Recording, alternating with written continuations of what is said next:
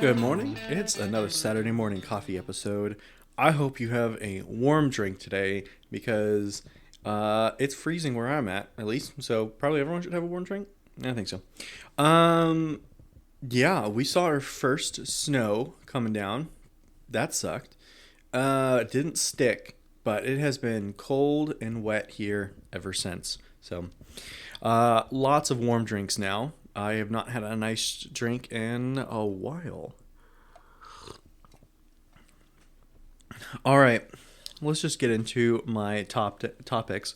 First up, bear with me through some video game talk. It's not. I try to avoid it on this podcast because I feel like most of the people who listen to the podcast are not particularly interested in like the video game side of things that I'm doing. So I usually avoid it on here, but I figured I wanted to bring it up today just a little bit. So bear with me. So I've had this goal since I was a kid and I got Xbox 360. The Xbox 360 came out in 2005 and I got it right out the gate, and with it came this new feature called achievements. And the developers of games could put in these different objectives in the game that you get. Say completing the game on hard mode gives you an achievement, and each achievement can be worth a certain amount of points. Typically, games are only supposed to be 1,000 gamer score, and you get that gamer score by completing different achievements. So different achievements are worth different amounts of gamer score. So, and typically each game is worth 1,000. And it's been my goal since I was a kid to reach 100,000 gamer score. I used to do a lot of achievement hunting when I was a teenager, and I've recently gotten back into it. But a few months ago, I decided that I really wanted to hit it on my birthday this year. And I was like at 80,000. So to put this in perspective, I've been getting achievements since 2005, and I was only at about like somewhere between 75 and 80,000 a couple of months ago, and I was like, okay, now I got to commit myself to get to 100,000. So I got to get 20 to 25,000 within the next like 3 or 4 months. Oh my god! So I have been grinding those achievements and trying to play different games to get up to that 100,000, and I'm at 98 and a half right now, so 98,500 ish. And I have to slow down because I could easily get to the 100,000 if I wanted to. Like today, I could just pick up two simple games off of one of my streaming game services and just get to the 100,000. But I committed to getting 100,000 on my birthday, and I think one of the reasons that I really like the idea of going after these achievements, and that I really like achievement hunting, and I'm like driven so hard to get to the 100,000 mark, is because I get these. It's a clear end goal. It's a clear cut goal. There's an end in sight, and it's almost like a project. And I'm very much a project based person. I need projects to like thrive, both like professionally and personally and creatively. And it's a goal that I can you know it's and almost entirely in my power to control it. So it just fits with my personality, and I don't. That's why I love achievements. And the bragging rights of like looking at my friend list, and I've almost always had the highest gamer score out of everyone I know personally, and most of the people I've met and become friends with, or Xbox friends with, online. And I'm looking at their gamer score, and it feels good. But I'm sitting here, right? Spent most of my life trying to get to 100,000, and I looked. There are services online that you can see other people, and there are people with like five. The number one player in the world is at 5 million. How the fuck do you get 5 million? That means you've gotten a million. What is that math? we're at 15 years, 5 million. So that's 5 million every 5 years. That's a million a year. That's nuts. And here I am thinking, at my progression, I'll reach a million when I'm like over 100 years old. They're not going to happen, right? Um, I don't, I can't imagine dedicating that much time, and the amount of money to buy that many different games to get to that gamer score is nuts. Anyways, part of the point of bringing this up was to help explain why I have been so distracted the last couple of months. I have really, I had this content I wanted to produce, but like I had this clear cut goal. It's important to me that I reach 100,000 on my birthday. And so that has impacted my available time for making other content, and I've realized that this is the reason my content is suffering. But it's also like nobody pays me to do this stuff, so I'm not like beholden to anyone to like stick to my strict schedule, and so I don't necessarily feel bad because this is an important personal goal that I've been going after. And there's an end to sight. It's in like what, 2 weeks? 2 weeks is my birthday, so it's not that far off. And I've already committed myself to like, okay, after I reach this 100,000 goal, I'm gonna start splitting my time up back again, and taking a lot of the time that I've been doing achievement hunting, taking it back and putting it back on content. Especially the cooking and the board game videos. I think those two will be like my main focus, at least for a little while, and then still producing some other things. Like just some of the other content requires waiting on other people to be available, and that's difficult. So, and anyways, another reason that my content has been kind of slowed down in recent weeks is this rebranding project that I've talked about, and going from the overall brand of Alcove to overall brand of Purple Elephant Productions, or PEP.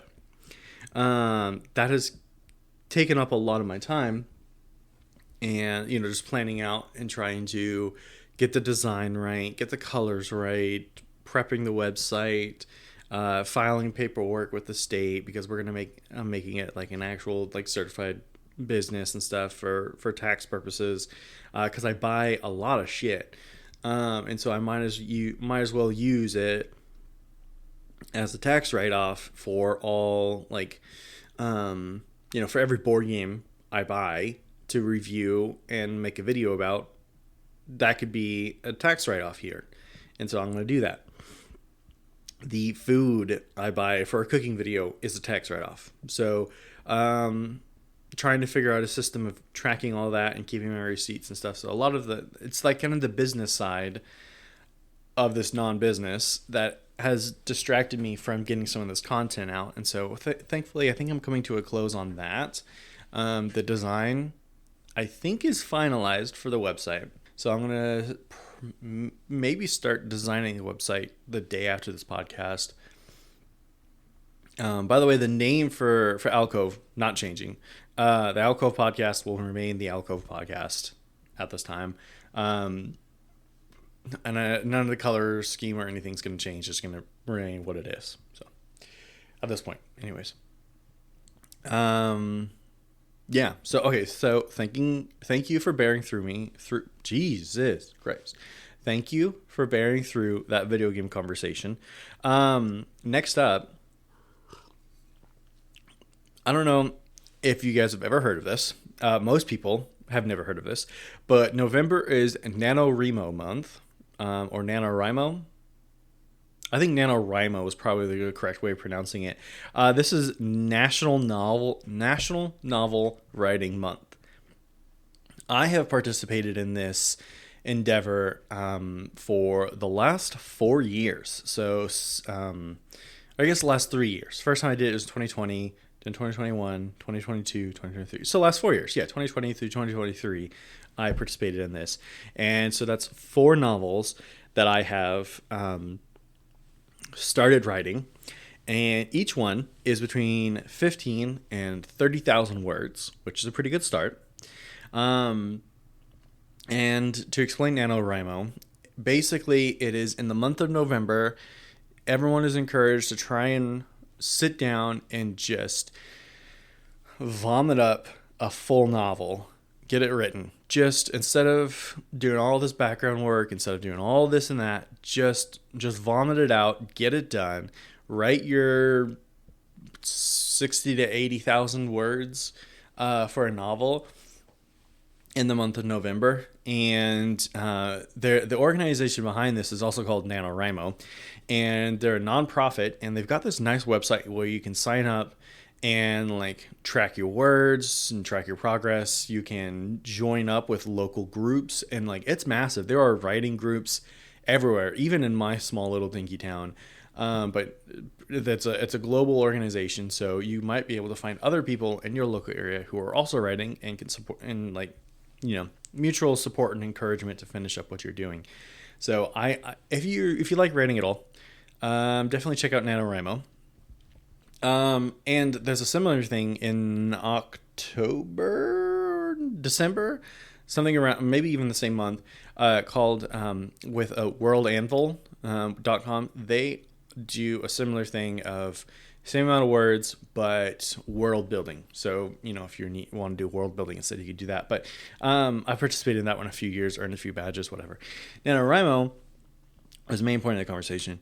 I'm not participating this year, and it feels weird for after doing it 4 years in a row not to be committed to it. But I've just got like a lot going on, and I don't think I can commit the time to writing another half novel this month. But it does.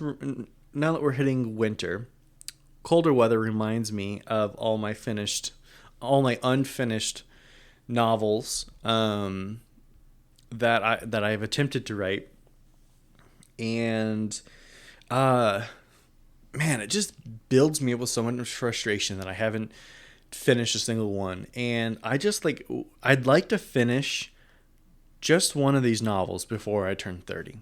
I'm not saying like through both rounds of editing or through however many rounds of editing, and then, you know, finished and then published for free online. I mean, like, just the rough draft actually finished, you know, 80,000 words by the time I turned 30. I got 2 years for that. I would think I could do it, but the motivation to write that many words is so hard. Even though I've got all the ideas, I just run into this, like, my issue with writing is that writing in my world of Lorem, I get into it and then I'm like, well, I want to change this aspect. I think this would make more sense if that's how the world worked, blah, blah, blah. And then I like end up writing for every like 1,000 words of the story I write, I end up writing 3,000 words of world building and deep writings about how, you know, one government is supposed to look like or function, or the history of this family or whatever. And so it deeply impacts my ability to actually finish a story. So anyways, if you're interested in writing, check out NaNoWriMo. I'll have it linked in the link dump. I think it's a pretty great organization. All they care about is it's entirely free to join up and do whatever you want to do. It's entirely just an organization by writers for writers to help other writers try to finish up their stories and encourage people to be writing things. Obviously not on board with the whole AI thing, because that goes against the spirit of what they are and who they are. So definitely check it out if you're at all interested in writing. Our next topic is weird. I'm in a weird place in my career, and I'm like where I do not quite technical work and not quite marketing work, although I am in a technical marketing role. And I want to either progress into something more technical or more marketing. And I think my best chance of career satisfaction is to marry technical and marketing roles as a front end developer, but it's really, really hard for for like progressing in this career spot, because like I don't have a technical degree and I don't have a marketing degree. Even and it doesn't matter. It seems to people that it doesn't matter that I have been doing both technical and marketing roles for many years now, because I don't have that degree, and I'm like working through a technical degree right now, software engineering, but I'm just in this weird place in my career where like I am like overqualified but I guess it would be overqualified but undereducated. Once I get this degree, it's going to be I'm overqualified and exactly educated for these intro roles, but because I don't have a technical or a marketing, like a stronger technical or marketing career background, it's going to be just as hard to get a job. And it's just like this roundabout path that I've taken of getting into this career field has kind of screwed me over and made things really hard when applying for jobs. And man, I wish that I had not been talked into doing pre-law when I was 19 years old.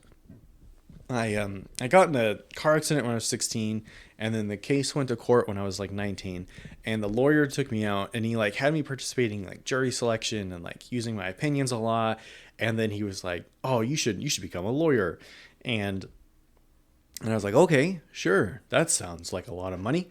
And then I had this terrible constitutional law professor who was like, "If you don't like my class, don't go to law school." And the whole class listened to him. And then comes to find out his class was not at all like law school. And he was also very unqualified to make that argument. And I didn't learn that until a long time later. So I ended up not going to law school. And so I graduated with a pre-law degree that meant diddly squat, right? And then, so then you could imagine senior college me freaking out, about to graduate with a degree where I was not going to go into it. So then I went and did some freelance project management and web development after a brief stint in grad school where I did not finish. And then I finally landed this web tech role that I've got right now, where it's like both a technical and a writing role, but it's not actually, or technical and marketing, but it's not actually technical or not actually marketing. Yeah, it's more web technician is a bad name for it. It's more like a content manager. I'd say that's, yeah, web content manager is a more accurate role of, or a more accurate title, but that is not helpful. It has not been helpful in trying to find other opportunities in either marketing or technical stuff because the lack of education. Anyways, there's been all this roundabout stuff in my career and all this education, and it's just like put me in a very difficult position with my career. And this has mostly just kind of been me venting because it's just really frustrating sometimes when I think about like my career trajectory and trying to advance. I wish I had made better choices in undergraduate, and I wish that my advisor had stepped in, or I wish that anyone had stepped in and said something. I was also a first gen student, so I was the first one in my family to go to college, and there were supposed to be all these like support mechanisms in place for students like me to help give them career and advice about this kind of thing. And it would have helped me avoid this situation of like turning 30 and turning 30 soon and I'll still be in school. Probably could have helped avoid that if I had gotten those services, but I didn't know they existed when I was an undergrad. And I just was one of those who fell through the cracks and they didn't realize was a first gen student and needed help. And so I feel like I wish I had done the typical first gen student thing and just went for business. I got grief when I said I wanted to do business. I got grief from a high school job manager about it. Enough so that I wanted to leave it. And boy, do I regret that. Don't let someone talk you out of a useful degree just because it's what everyone else is doing or it's boring. Go for the useful degree. Don't waste your time. Get something valuable. That's what I have to say. I know this particular topic was not that interesting, but it's been on my mind all week. And this ebbs and flows in my life of being like extra frustrated about my career trajectory and the fact that I had to go back and get a new degree in my late 20s, because it feels like I have to restart my life. It feels like I'm restarting my adult life by going back and getting another degree and starting at the bottom of the ladder professionally in this career. And it sucks. It is not fun. I don't enjoy it. And I just I want to do I want a harder job, and nobody wants to give me a harder job because I don't have a degree that works for, either technical or marketing stuff. So anyways, this is just me venting disappointment and frustration with where I'm at. I know that what I said there was kind of word vomit and it wasn't entirely coherent, but I was trying to be a little bit more off the cuff with this episode, and so I didn't write strict notes or guidelines about how to have this conversation. So all right, let's move into our podcast recommendation of the week. This one is Real Survivor Stories. My soon-to-be mother-in-law provided this recommendation to me a couple of weeks ago, and I finally got around to being able to listen to a handful of episodes by this podcast. It's another professionally well-done podcast, and what they do is they talk with people who have survived in these intense situations. Like the one that I liked the most was about two guys that were buried alive in a gold mine, and the episode's called Buried Alive in a Gold Mine. And they were down there for a ridiculous amount of time. I forgot how much, but it was I think it was 2 weeks or something. They were buried at the bottom of a gold mine, and they had to dig them out and use explosives to get them out anyways. And so it's the narrator talks about their experience and explains what was going on, and then it's interjected with voice bits from the actual survivor or survivors talking about their experience and what they were thinking and feeling and how it's affected them to this day. And so the guy who was trapped in a gold mine, he talks about having severe PTSD and depression and all these other mental health struggles since then as a result of being trapped in a cramped, dark space for weeks at a time, 2 weeks or 3 weeks, something like that. And so it's a professional podcast. Definitely got a budget. Definitely got a nice editor, and I've got a producer and all that. So it's very well done. Check it out. I will also have it linked in here, as we do with every podcast recommendation. I really enjoyed it. I thought it was really good, and I think you will also really enjoy it if you liked the last podcast, or one of the other podcasts I recommended, which was I'm forgetting the name of it, but the medical mysteries one. Symptomatic was the name of it. So if you like Symptomatic, I think you'll also like this one. It's got a kind of a similar vibe to it. So if you check out any of these podcast recommendations I share, I would love to hear what you thought about them. Or you know what? Share your favorite podcast. Let me know what podcasts you love. You can. I've got a few different social medias. But the best and easiest place to talk to me is on the Patreon. There is nothing to pay for on Patreon. It is just subscribe to get notifications and share comments and just participate in some discussion. And so find me on Patreon, patreon.com/alcovepod. That'll soon change to the purple elephant thing. I'll update that when it comes. But yeah, I'd love to know what your favorite podcast is and why. And with that, enjoy the rest of your coffee.